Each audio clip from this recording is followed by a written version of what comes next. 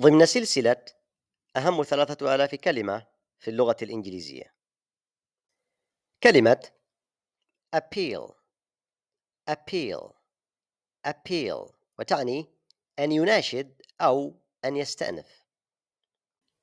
For example, the president appealed to the citizens to go vote. The president appealed to the citizens to go vote. The United Nations appealed to all parties to stop fighting. The United Nations appealed to all parties to stop fighting. The lawyer decided to appeal the court ruling. The lawyer decided to appeal the court ruling.